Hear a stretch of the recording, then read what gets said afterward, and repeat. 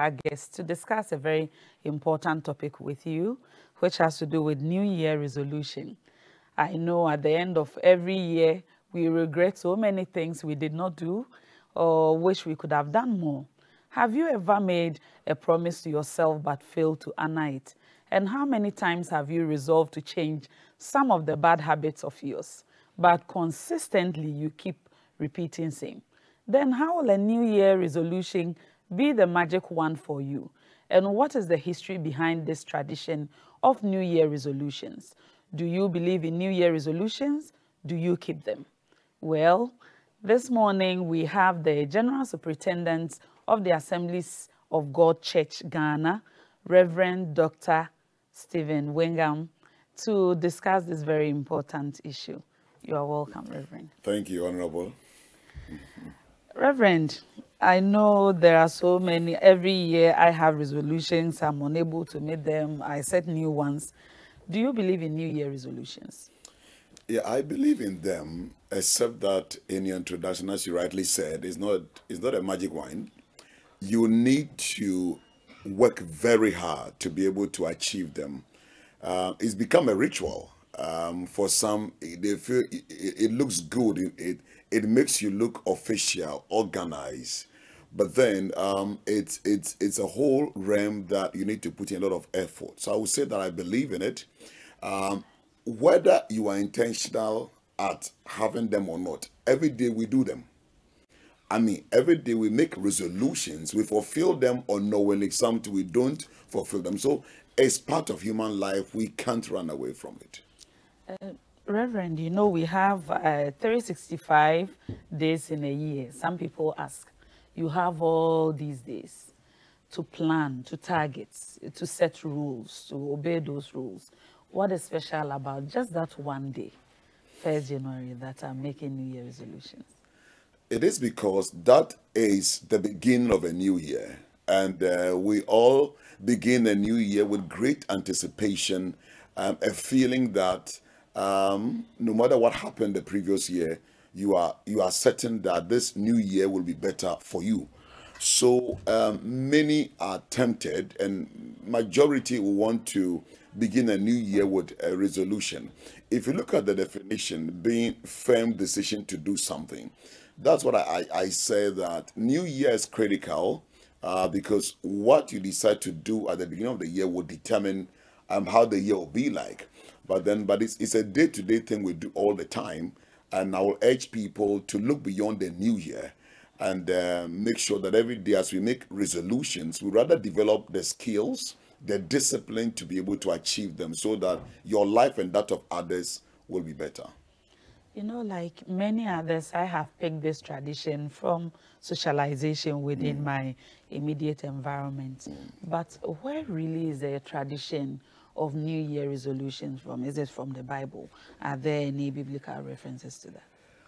Biblically, not really. The closest is Daniel 1 verse 8, when Daniel had been, they found themselves in exile, and they had been recruited by the then very powerful King Nebuchadnezzar, and they were supposed to eat food sacrificed to idols.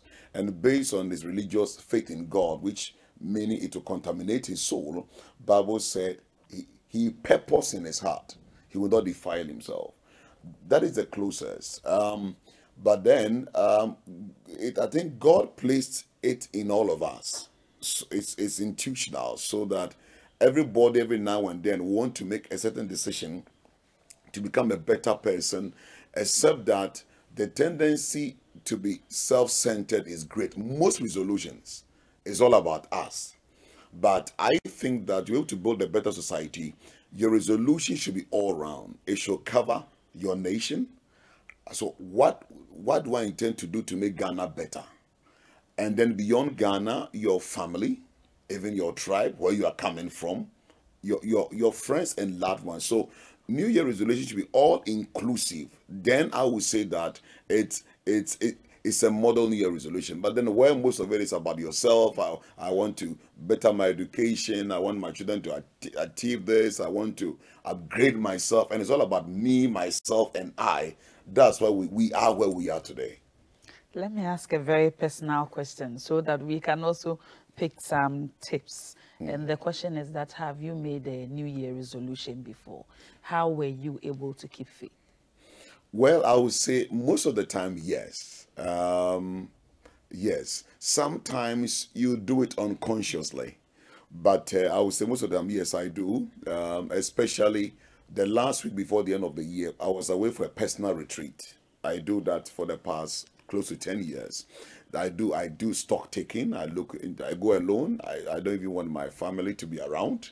There were a lot of distractions where I reflect on my personal life, my family, the church, the nation, whatever I find myself doing. And then I now try to make projections into the new year. And then not only just the resolution, I ask myself, what must I change? What must I add to myself to be able to attain it? So it's hard work. And that's why many fail. Many think once you just resolve, and sometimes I blame we the pastors. The faith message, where name it, claim it, and where people think that God is a magician. So once I wish it, then God does it. It's not like that. God works with us in partnership with that. So God will guide you to make the New Year resolutions, but you must work hard. You must work at achieving it. Reverend, I have a question about New Year resolutions and bad habits. Okay. For instance, someone may be someone who is an excessive drinker. If it's a habit you have picked for a very long time, you haven't changed the environment, your living conditions have not changed, the situations that led you into those habits have not changed. How do you use New Year resolutions to change bad habits? So New Year resolution becomes the bedrock, the starting point. So with something like this, I will advise that you can't do it alone. You need an accountability partner. You need help. It may be a psychologist. You need a counselor. So just resolving that, this drinking habit is not good for me. I must stop it. With such chronic habits, you need help. Just like medical doctors, when you are not well, you don't do self-medication. And in this matter, many try to do maybe what is the term, self help, and most of the time it doesn't help. So seek a counselor and then an accountability partner. So once the person is a partner who checks on you, if I know that this person will call and find out, have you done this, have you done that? So there must be somebody you submit to, you open yourself to, who can serve as a check, or else it will be pretty difficult to be able to. And for habits, I would say that it's very important. The first area of our New Year resolution should cover habits, because we are where we are. You are not where you are because of bad habits. And we have to work at it seriously. It's not just admitting that I have this problem, but then what must I do? And then beyond yourself, you need divine help. You need divine help. That is why prayer is an important component when it comes to New Year resolutions. You need to seek God's grace and help, or else it becomes a mirage. Reverend, there are some people who believe they have failed so many times that they don't even feel like making new resolutions. Because I made one in the year 2000, I failed all the way to 2010, it didn't work. I made some in 2015, 2020, 2021. Why should I make a New Year resolution in 2022? When people feel things don't work, how do they pick themselves up and then make resolutions that this time around, I'm going to work harder to achieve those? Thank you, Honorable. There is a Bible scripture that says that though a righteous man falls 7 times, he will rise again. You must have a bounce back spirit. That's how God made us, if you're going to be very successful. So, to such a person, I would say, don't be discouraged.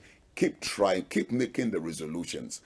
Find out what didn't I do wrong. So, for example, sometimes the reason may be that you were not guided by maybe the SWOT analysis. It's important in management. We know the SWOT analysis.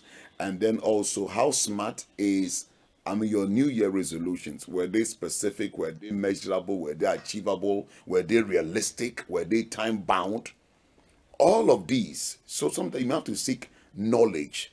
And then also, like I said, do you have a blueprint that helped you to wanted to have achieved it? Do you have an accountability partner? Does it cover every area of your life? Sometimes one department of your life could help you overcome something in another area. So, like I said, don't just be excited about New Year resolution. It's important you vet yourself to all that it is, and thank God for this program. Again, the New Year resolution, was it challenging enough? You see, if it's not challenging enough, then you tend to relax. But then it must place demands on you, something that will compel you to leave your comfort zone. It's also important that, like I said, God blesses things that go beyond you. How selfless was your New Year resolution? Is it, like I said, me, myself, and I? No. From with my little observation and what I know, even with God, anything that connotes selflessness. So you are thinking about your nation. You are thinking about, how do I improve people's life, make it better, those around me? My office. Once your New Year resolution extends to those things, then doors begins to open naturally. You see that suddenly help is coming, and then you are able to achieve it. Or else, God doesn't bless selfishness. Wow. God doesn't bless selfishness. Reverend, your final words, can you assist us with a few general guidelines? Okay. And also your final message to Ghanaians. Your Honorable, thank you very much. For you to be able to achieve your New Year resolution, discipline is important. You have to place yourself under certain rules and regulations. You have to check yourself.